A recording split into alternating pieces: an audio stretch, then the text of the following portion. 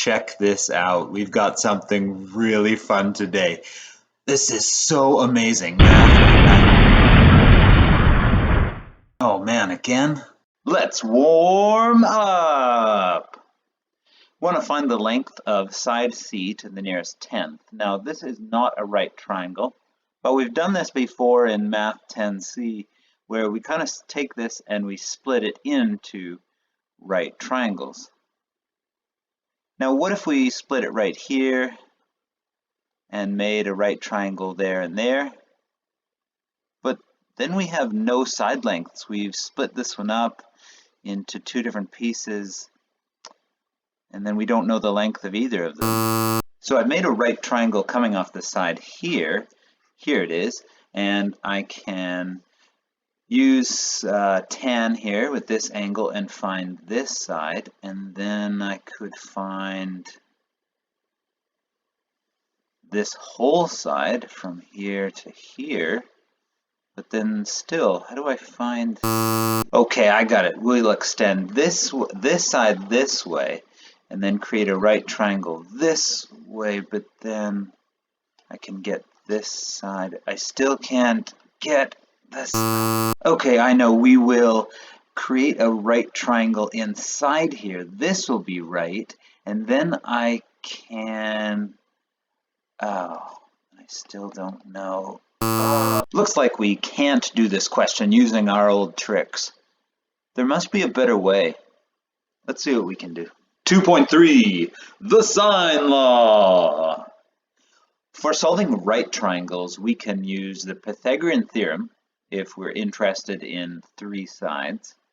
And we can use the primary trigonometric ratios, sine, cosine, tan, when we're interested in an angle and two sides. In other words, when we have two of the three items here. We can't use these for solving oblique triangles. Those are triangles with no right angle. Let's see where the sine law comes from. We've got a triangle here, triangle ABC, and it's an oblique triangle with no 90-degree angles. These don't have any values assigned to them, so this represents any oblique triangle. Now we're going to introduce the height here and cut it in half so we do have a 90-degree angle, just like we did before. We don't want height in the end. It's just something that we're using here to create relationships between the other variables here. It's just like how you use a friend to get to that really cute boy or girl you want to get to know, and then after you've made that relationship, you just get rid of this so-called friend. For triangle ABD, that would be this one, A, B, and D, we have that sine of A is equal to the opposite, which is H, over the hypotenuse, which is C. And we're going to solve this here for H. So multiply by C on both sides means that H is equal to C times sine A. We're going to do the same thing for triangle BCD, the triangle on the right.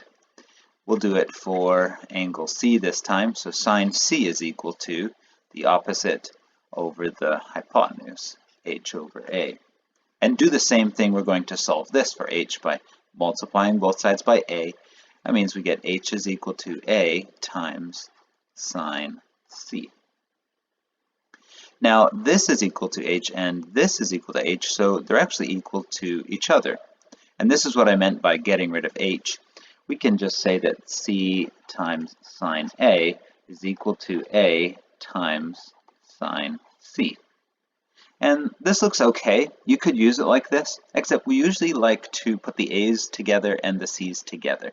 So let's do that. We'll divide both sides by A and C.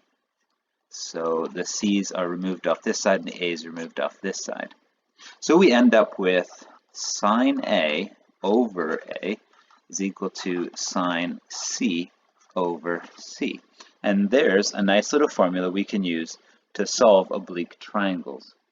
We can extend this. I know I cut it this way, so I kind of cut side B in half, making B useless. But we can extend it and include B, so it'd be sine B over B. Now this also works if we take the reciprocal of each of these. So if you like, we could say a over sine a. That would be c over sine c, and that would be equal to b over sine b. We might want to use this one when we're looking for side lengths, and we'll use this equation when we're looking for angles. Now, when do you use the sine law? The sine law is the law of love. You always need couples or pairs, opposites, one side and its corresponding angle for this to work. Here is our first example. Find the length of side x. We're going to couple everybody up. This angle is coupled up with this side length because they're opposite there. And this side length is opposite this angle. So these guys are also a couple. You know, kind of like your Kim and Kanye. Okay, we've got x. We're going to put that on top. And because it's easier algebraically to solve for it when it's in the numerator, that goes with sine of its angle. And then keeping the same order, since side lengths are on top, keep that same pattern going. So we want side lengths on top for this second one. 15 over sine 118. And see, those guys go together. These guys go together. Now the only thing we need to do is solve for x. It should just be one algebra step. Multiply by sine 24 degrees on both sides. And we've now isolated for x. And then we put this in our calculator and we get that x is equal to 6.9 centimeters. Let's try it with this one here. Find the measure of angle x. Now x matches up here with this side length because they're opposite, so they're a couple. And these two match up as well because they're opposite, so they're the other couple that we're comparing to. So let's put x on top. This time it's an angle, so it needs sine. So we'll say sine x over its side length is equal to sine 135 degrees over its side length.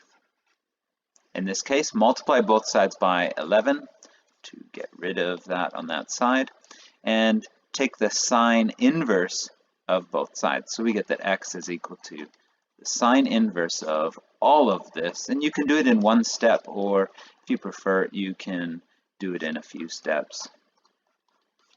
And there we go, and then we get that sine inverse of all of this is equal to 31.2 degrees.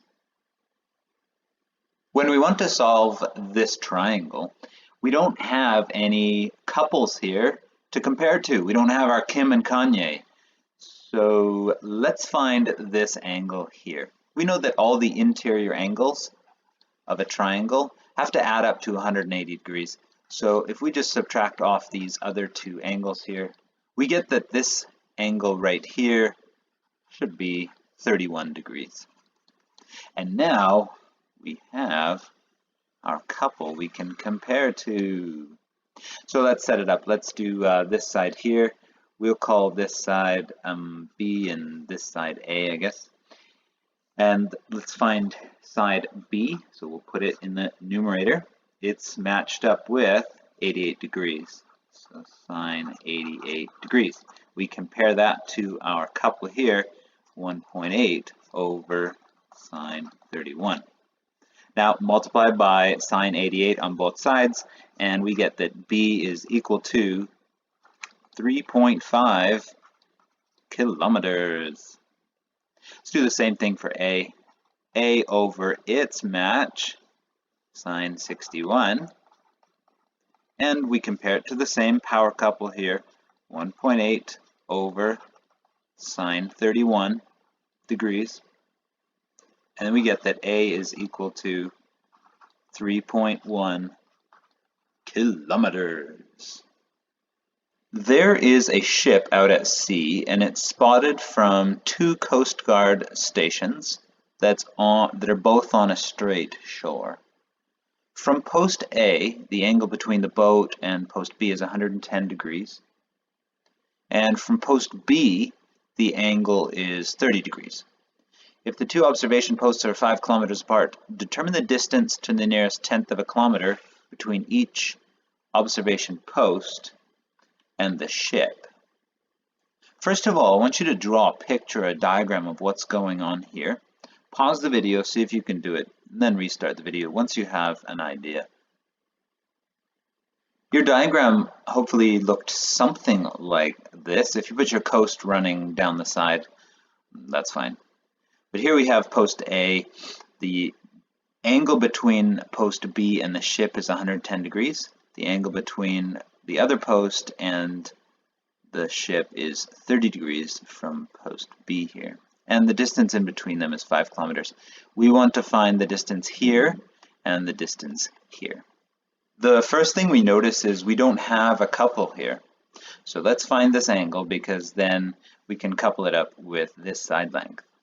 So this would be 180 degrees minus 110 degrees minus 30 degrees, and we would be left with 40 degrees for this angle here. Now let's set up our sine laws for both of these. So we're trying to find this side here, so we'll call this A. I know it's a bit different than we usually label things, but this is the distance from post A, so I don't want to get mixed up and call this B. So we'll call this one A and we'll call this one B. So we want to find A, so we'll put it in the numerator. It goes over the sine of its opposite angle there, which is 30 degrees. And it equals 5 over sine 40 degrees. Now we multiply both sides by sine 30, do our algebra. We get that A is equal to 3.9 kilometers. Let's do the same thing for B. B over its opposite angle, the sine of the opposite angle, is equal to 5 over sine 40. And do some algebra here, multiply both sides by sine 110 degrees, and we get that B is equal to 7.3 kilometers. And these look correct. B looks much farther than A, so these would be reasonable answers. This was part of Trigonometry 3, solving problems using the sine law. Here's some questions from the textbook. Try them out, see if you know what you are doing.